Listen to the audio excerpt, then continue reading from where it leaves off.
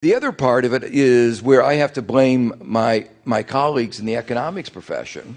Not all economists got it wrong, but a lot of them did, and they provided arguments that politicians used and people in the industry used for stripping it away.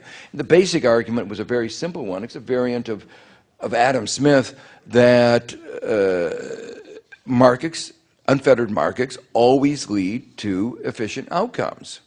And that's why you could have people like Alan Greenspan saying, there's no such thing as a bubble, a little froth in the economy.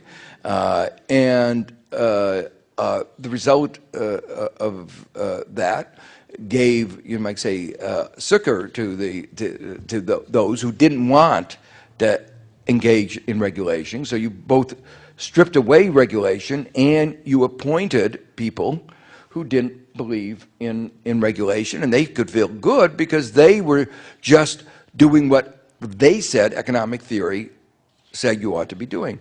But this goes back to what you were saying.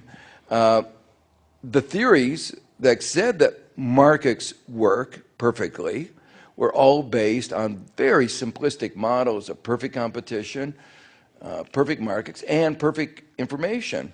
You know, my own work, like I did with my colleague at Bruce Greenwald at Columbia, is that we showed that the reason that when there's imperfect information, asymmetric information, and these other problems, the reason that the invisible hand, the idea that the pursuit of self-interest would lead, as if by an invisible hand, to the well-being of everybody in society, the reason the invisible hand often seemed invisible was that it wasn't there. And I don't think today anybody would claim that the pursuit of self-interest by the bankers, which is sometimes called greed, has led to the well-being of all society. And yet this was the central notion taught in almost every graduate school in the country.